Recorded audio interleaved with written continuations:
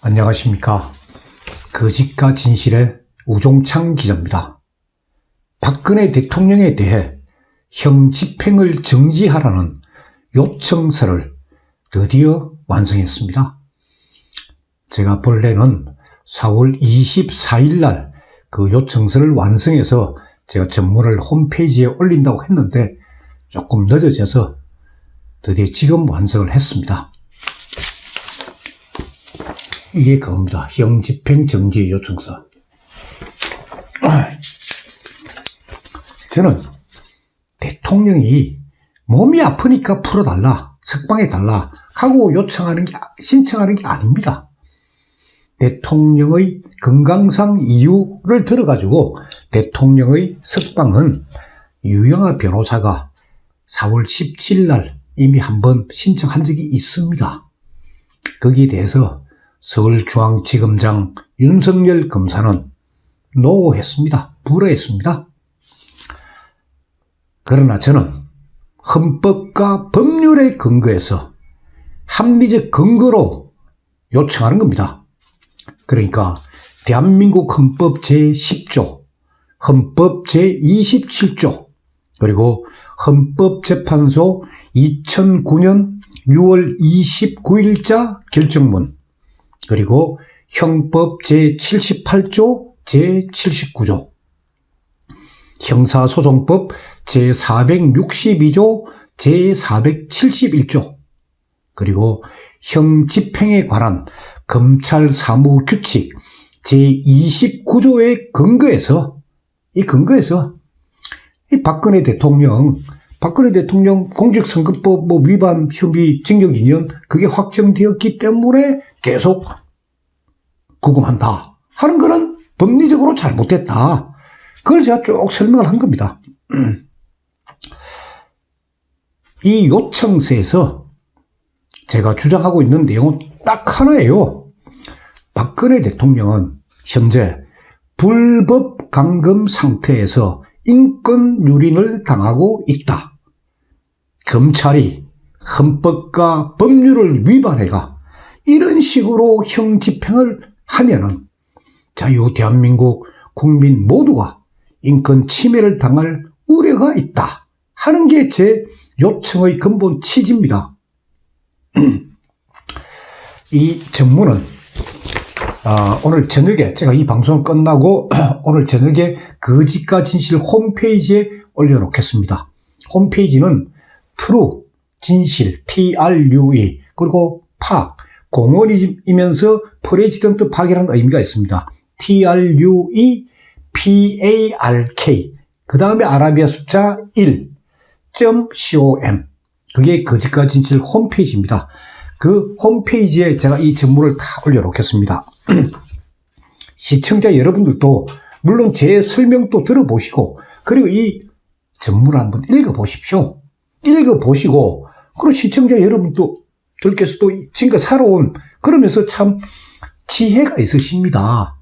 그 지혜를 근거해가지고 저한테 좀 알려주십시오. 오 기자 이런 부분을 조금 강조하면 좋겠다. 그러니까 제 핸드폰 010-5307-5472 또는 제 이메일 WJC 영문자입니다. 그리고 아랍의 숫자 57 그리고 @ 네이버닷컴 제 핸드폰이나 제 이메일로 우기자 이 전문을 읽어보니까 이런 내용을 조금 더 부각시키면 강조하면 좋겠다는 그런 게 있으면 저한테 알려주십시오. 그리고 시간이 조금 촉박합니다. 4월 29일 날 제가 월요일 날 제출하기 때문에 내일 토요일, 모레 일요일 사이에 읽어보시고 그리고 특히 주위에 있는 소위 젊은 사람들, 그 법을 전공하는 젊은 사람들한테 이거 한번 보여주면서 이게 법리적으로 타당하냐 한번 판단해봐라. 그리고 이걸 한번 읽어보면은 젊은 사람들도 진짜 박근혜 대통령 불법 감금 당하고 있네? 인권 유린 당하고 있네? 아니 한 나라의 대통령이 이런 식으로 인권 유린을 당한다면은 아니 일반 대한민국 국민은 어떻게 되겠습니까? 검찰이 마음대로 불법 감금할 수 있는 거예요. 그 위험성을 제가 이 요청서에 다 지적을 하고 있는 겁니다. 4월 6일 날 이 요청서가 이제 서울중앙지검 소위 그 형집행 담당 검사, 그러니까 박근혜 대통령께서는 지금 서울구치소에 수감 중입니다. 서울구치소를 관할하는 데가 서울중앙지검입니다. 거기에 형집행 담당 검사를 통해서 윤석열 검사장에게 올라가라 하는 뜻에서 제가 서울중앙지검에 제출합니다. 그리고 이 요청서를 읽어보면은 검찰도 함부로 기각 못합니다. 제가 저뿐만 아니고 저를 도와주고 있는 판사, 검사 출신 그 법률 전문가들, 그 전문가들이 지혜를 모아서 그리고 그 의견들을 제가 다 수렴해가 제가 쓴 겁니다. 그분들은 현직에 있기 때문에 제가 이름을 공개를 못하고 우종창 외오인 그 이름으로 제가 제출할 따름이지 언젠가는 다 공개할 겁니다. 자, 이 요청서에서 소위 제가 문제 삼았던 형집행 정지 대상 사건은 뭐냐? 그게 바로 공직선거법 위반 징역 2년이 확정된 그 사건입니다. 그러니까 그 사건을 지금 이거 집행하겠다는 거, 그 집행하겠다는 게 방금 제가 말씀드린 그런 헌법, 형법, 형사소송법, 검찰 사무규칙 다 위반했기 때문에 그러니까 대통령을 석방해라. 그리고 대통령 보십시오. 미르재단, K스포츠재단 관련돼가 직권 남용, 강요, 또 뇌물 이런 혐의로 지금 감옥에 수감돼 있지만은 자, 그 사건들 지금 어떻게 됐습니까? 아직 결론이 안 났습니다. 그건 뭐냐? 무죄입니다, 무죄. 그 사건은 좀 무죄니까 당연히 넣으셔야죠. 그런데 공직선거법 위반, 이게 2년 확정이 됐다고 가다 놓는다. 그거는 인권 유린한 이야기입니다. 그래서 저는 이 요청서에 제가 딱 이 신청 취지, 제가 요 신청 취지라고 써놨습니다. 신청 취지는 딱 두 가지예요. 공직선거법 위반 사건 그 형 집행 정지하라 하나. 다음 두 번째, 대통령은 내곡동 사저에 거주하고 그리고 서울 강남 성모병원, 그러나 지금까지 계속 진료를 받아왔던 병원입니다. 서울 강남 성모병원에서 진료받는 거 그거 허용하라. 그 두 가지예요. 형 집행 정지하고 그리고 내곡동 사저에서 병원에서 진료받는 거 허용하라. 그걸 제가 요청한 겁니다.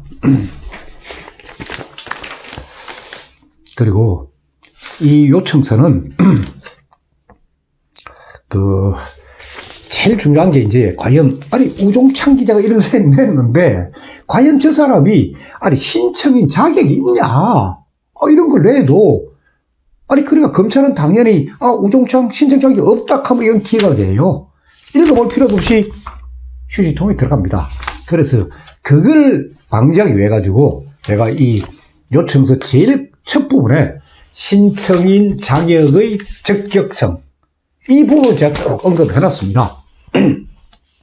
그러니까 그동안에 저는 대법원에다가 박근혜 대통령 사건 그건 잘못되었으니까 직권 파기를 해야 된다는 직권 파기를 위한 의견서가 들어가는 그거를 제가 2018년 10월 15일 날 그 대법원에 제출했고 대법원에서 접수를 했고 그리고 또 2018년 10월 29일에 직권 파기를 위한 의견서 총론을 제가 제출했습니다. 그리고 2018년 11월 13일에는 직권 파기를 위한 의견서 강론을 제가 제출했습니다. 그러니까 저를 이제 신청인 자격이 있느냐 없느냐는 관련해 가지고 제가 그동안 해왔던 활동을 탁 소개하고 자, 이 검찰의 형 집행에 관한 검찰 집행 사무 규칙 제29조 제1항에 이렇게 딱 돼 있습니다. 자, 구치소 또는 교도소의 장, 그러니까 형 집행을 정지 신청을 할 수 있는 사람의 자격이 이 29조 제1항에 나옵니다. 구치소 또는 교도소의 장, 구치소장이나 교도소장. 그 다음에 형의 선고를 받은 자, 그 얘기는 결국 대통령 본인이시고 또는 관계인입니다. 관계인. 저는 바로 관계인에 해당하는 거예요. 그래서 관계인으로부터 형사소송법 제470조 또는 제471조에 규정된 사유에 의하여 형집행 정지의 건의 또는 신청이 있는 경우에 형집행 담당 검사는 형집행을 해야 한다. 할 수 있다. 라고 이게 규정이 되어 있습니다. 그래서 저는 관계인 자격으로 이걸 신청한 겁니다. 자, 유영하 변호사 그 신청서에 대해서 검찰은 관계인이 맞으니까 그러니까 소위 검토를 한 거 아닙니까? 그 두 명의 검사가 서울구치소에 가서 대통령의 건강 상태도 살펴보고 이렇게 다 하고 난 뒤에 그럼에도 불구하고 윤석열 검사장이 최종적으로 노해버린 거예요. 그러니까 유영하 변호사가 관계인이 맞다면 저는 유영하 변호사보다 사실 더 관계인 자격이 높습니다. 왜? 유영하 변호사는 1심 그 사건밖에 안 했습니다. 그러나 저는 2심, 3심, 지금 대법원 사건에 대해서도 계속 직권파기 의견을 내고 있기 때문에 관계인이 당연히 되는 겁니다. 그런 내용들을 쭉 밝혀놨습니다. 그래서 검찰이 함부로 이 요청서를 기각 못합니다. 그리고 신청인 자격 다음에 제가 해놓은 부분이 형집행 정지를 하여야 할 중대한 사유, 그 부분을 제가 쫙 설명했습니다. 이게 무슨 말이냐? 형사소송법 제471조 제1항에 보면 이렇게 되어 있습니다.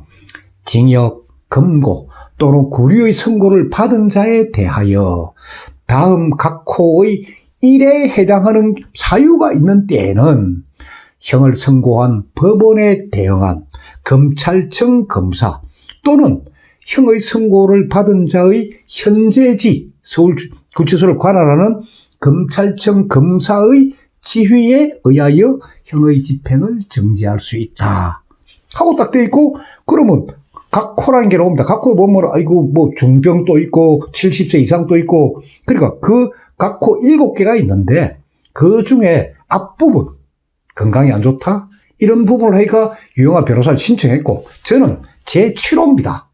제7호는 뭐라고 되어 있느냐? 기타 중대한 사유가 있는 때 그때 형집행 정지를 요청할 수 있다라고 되어 있습니다. 이 규정을 갖고 제가 지금 이 요청서를 제출하는 겁니다. 자, 이 기타 중대한 사유가 있는 때가 어떤 경우냐? 그래서 제가 이걸 쭉 설명한 겁니다. 이러하기 때문에 이건 기타 중대한 사유에 해당한다. 그러니까 몸이 아프니까 풀어달라는 게 아닙니다. 그 다음에 제가 이제 지금 현재 박근혜 대통령이 감옥에 지금 구금 당할 수 있는 거는 공직선거법 그 징역 2년 확정인데, 그 공직선거법에 대한 형집행은 그것은 위법하고 부당하다. 그 이유를 제가 쭉 써놨습니다. 그 이유를. 그 다음에 근데 그 이유 중에 제가 이 부분을 좀 말씀드려야 되겠습니다. 뭐냐? 자, 박근혜 대통령은 2017년 3월 31일 날 제1구속영장에 의해서 구속되었습니다. 이 부분을 잘 들으셔야 됩니다. 제1구속영장. 제1구속영장 그 사유는 뭐냐? 그 범죄 사실은 미르재단, K스포츠재단 그 설립금, 그 출연금 그거를 직권 남용으로 해서 그리고 강요해가지고 받았고 그게 뇌물이다. 이 사건은 지금 구속됐습니다. 그러면 1심은 6개월 안에 재판을 끝내야 됩니다. 근데 1심 재판부 김세윤 재판장은 자, 제1구속영장의 실효가 언제냐면 2017년 10월 16일입니다. 3월 30일 날 구속되고 10월 16일 날 제1이 구속영장의 효력이 끝납니다. 그럼 풀어줘야 됩니다. 불구속 재판을 해야 됩니다.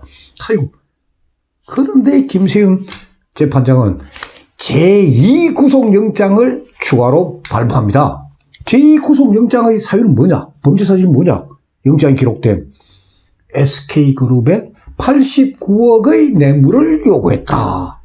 그 이유예요. 자, 그런데 좋습니다. 그래, 제2 구속영장으로 다시 이제 구속영장을 발부해서 구속시켜도 칩시다. 근데 이 SK89억 뇌물 요구 사건의 이게 1심, 2심, 대법원까지 오는 기간, 그 1년 8개월 걸립니다. 그게 언제 끝나느냐? 2019년 4월 16일 24시 자정에 끝이 납니다. 그런데 대법원이 결국 결론을 못 내렸습니다. 유죄, 무죄. 그래 되니까 검찰은 2019년 4월 17일 땡땡 0시부터 이미 확정되어 있는 공직선거법 그거로 집행을 시작을 한 거예요. 근데 이 공직선거법 이거는 형이 언제 확정됐느냐? 그 국선 전담 변호인 상고장 안 내는 바람에 형이 확정된 게 2018년 11월 29일입니다. 형이 확정되었으니까 그때부터 형 집행 가능합니다. 근데 안 했습니다. 안 하다가 제2 구속영장이 효력이 없어지니까 뒤늦게, 얼마나 뒤늦게 4개월 18일이나 안 하고 있다가 그 뒤늦게 대통령에 대해서 형 집행한 겁니다. 이렇게 해도 되는 겁니까? 이야, 참. 특히 이거는 박근혜 대통령이 전직 대통령이다. 그래서 안 풀어주겠다. 그 이유 아닙니까? 그래서 이거는 정치 보복을 위한 형사사법 권한의 자의적 행사다 하고 제가 지적을 해놓은 겁니다. 자, 대통령은 지금 현재 아까 무죄 상태로 제가 말씀드렸는데, 자, 미결, 형이 확정되지 않은 상태에서 미결 구금 일수가 어떻게 되느냐?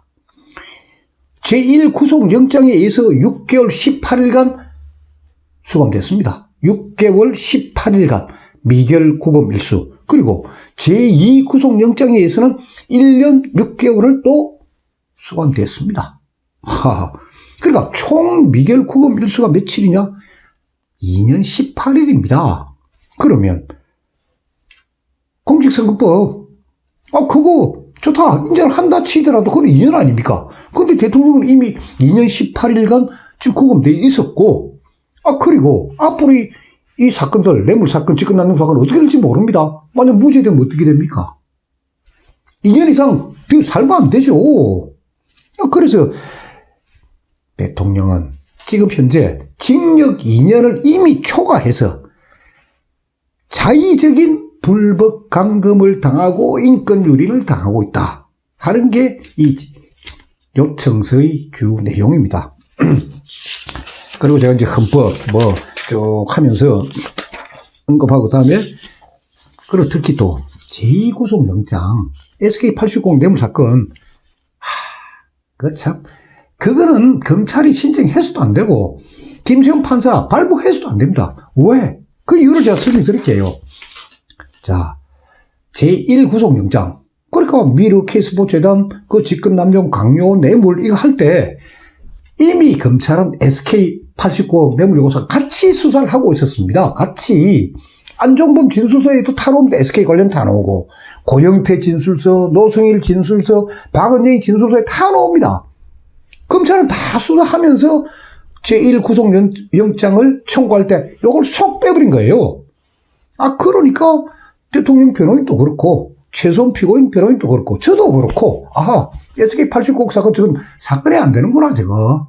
사건이 안 되니까 뺐구나. 당연히 그렇게 생각을 했죠.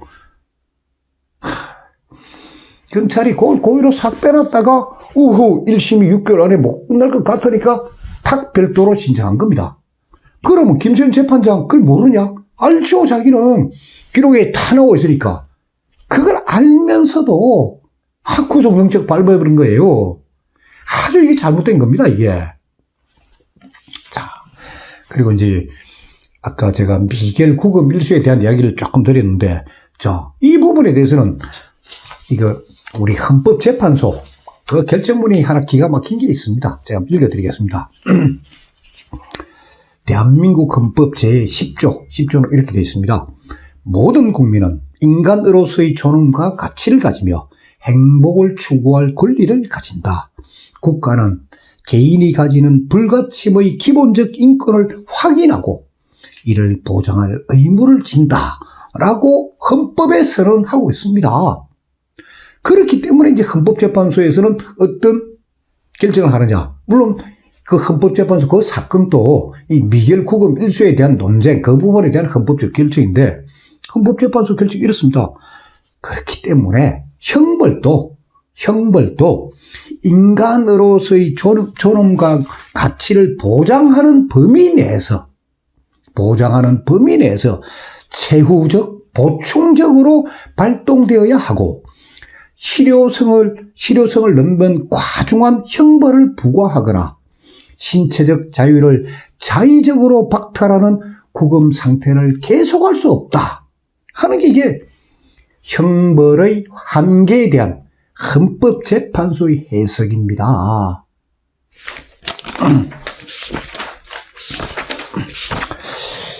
그래서 제가 이제 이런 법리적 근거들 다 설명하고 난 뒤에 그 다음에 이제 이 형벌의 한계를 이걸 정할 때 이 고려할 요소들 제가 몇 가지를 더 언급했습니다. 그 중에 하나는 뭐냐?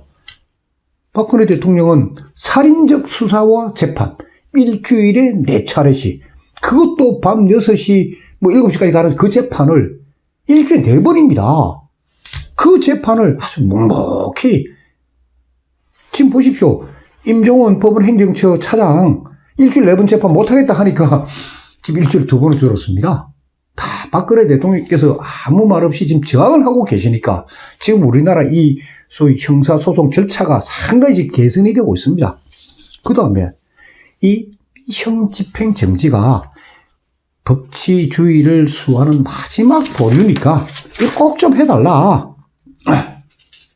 그런 이야기를 하면서 제가 이 마지막 부분에 이런 부분을 한 줄 언급했습니다. 물론 저하고 같이 이 작업을 했던 어느 판사 출신 변호사께서 이 부분은 꼭 좀 언급하면 좋겠다는 부분이에요. 뭐냐? 헌법재판소가 박근혜 대통령 탄핵 결정할 때 3월 10일, 2017년 3월 10일 결정할 때 그때 이정미 재판장 뭐라 했습니까? 아마 시청자 여러분도 기억하실 거예요. 피청구인의 법 위배 행위가 헌법 질서에 미치게 된 부정적 영향과 파급 효과가 중대하므로 이렇다 해놓고 국민으로부터 직접 민주적 정당성을 부여받은 청구인을 파면함으로써 대통령을 파면함으로써 얻는 헌법 수호의 이익이 대통령 파면에 따르는 국가적 손실을 압도할 정도로 인정된다. 아이고, 이거는 개인 생각이에요. 개인 생각을 해놨는데, 그러니까 대통령을 파면하면서 얻는 헌법 수호 이익하고, 그리고 파면 안 함으로써 하는 국가 손실, 그거 해보면은 파면하는 게 훨씬 이익이 크다. 이정미 재판장 탄핵 결정문에 법리하고 전혀 무관한 자기 개인적 주장을 뚝 해놓은 거예요. 좋습니다. 그러면 좋습니다. 자, 그럼 저도 윤석열 검사 그리고 형집행 담당 검사에게 이 요청서에서 이 결론부에서 이렇게 물었습니다. 아직도 박근혜 대통령을 파면함으로써 얻은 헌법 수호의 이익이 대통령 파면에 따르는 국가적 손실을 압도할 정도로 크다고 생각하십니까? 하고 물으면서 박근혜 대통령이 탄핵된 이후 지난 2년 2개월 동안 대한민국이 어떻게 되었느냐? 대한민국이 소위 헌법 가치를 수호하는 그런 방향으로 지금 가고 있느냐? 그리고 우리 이 아름다운 한반도 이 대한민국에 살다간 조상들하고 앞으로 이 땅을 살아갈 그 미래 세대를 위해가 우리 양심적으로 한번 보자. 과연 문재인 정권 출범 후 2년 2개월이 진짜 대한민국의 진짜 이익이었느냐 손해였느냐 한번 따져보자. 냉정히 생각해보자. 그런 부분도 제가 한 줄 집어 이어놨습니다. 그래서 제일 마지막에는 이제 첨부 자료. 그러니까 이런 걸 제출할 때는 소위 첨부 자료를 많이 붙여야 됩니다. 그래 일방적 주장을 하면 안 되니까. 그래서 대통령 사건의 상고심 진행 내용, 다음 아까 말씀드린 헌법재판소 결정문, 다음에 형법 주석서, 이런 것들, 이게 한 A4 용지 한 300페이지 됩니다. 그거 다 첨부해가지고 제가 이걸 다 4월 29일 월요일 날 서울중앙지검에 제출합니다. 그리고 이제 내일이 토요일입니다. 태극기 집회가 열립니다. 그 태극기 집회 현장, 그러니까 서울역 광장, 그리고 덕수궁 대한문화, 그리고 동아면세점 앞 그쪽에다가 제가 이 형집행정지 요청서 전문하고 그리고 연대 서명할 란을 제가 갖다 놓겠습니다. 물론 뭐 제 혼자 사니까 제가 곳곳에 갖다만 놓고 가겠습니다. 그럼 그걸 쭉 받고 난 뒤에 저녁에 저한테 다 주십시오. 그럼 이 연대 서명 그걸 제가 다 취합을 해가지고 그걸 붙여놓으면은 검찰에게 좀 압력이 되지 않을까 하는 생각이고, 그리고 또 제가 아는 언론계 후배들에게 자, 내가 이런 형집행정지 요청서를 썼다. 그리고 검찰이 제출했다. 한번 읽어보고 1단짜리 기사라도 좋으니까 한 줄만 보도해달라 하고 좀 부탁을 하고 다녀야죠. 널리 알려드릴 거 아닙니까? 시청자 여러분들도 그 주변에 있는 그 법학 전공하는 젊은 사람들, 이건 법 전공하는 젊은 사람들이 읽어보면 상당히 재밌어 할 겁니다. 그 사람들에게 이거 한번 읽어봐라. 이 논리적 근거가 있는지 한번 읽어봐라. 그런 작업 좀 해 주십시오. 어쨌거나 제 주변에는 저를 도와주는 검사 출신, 판사 출신, 또 그 외에 IT 전문가 이런 분들이 있습니다. 그래서 그런 사람들을 제가 이 독수리 오영재라고 부릅니다. 그런 분들이 참 저를 도와주고 있으니까 그분들은 그냥 재능 기부예요. 저한테. 저를 도와주고 있으니까, 지혜를 저한테 도와주고 있으니까 저는 진짜 행복합니다. 시청자 여러분들께서도 이 전문 한번 읽어보시고 오 기자 이 점에 착안해라. 그런 아이디어 좀 보내주십시오. 다음 시간에 계속하겠습니다. 감사합니다.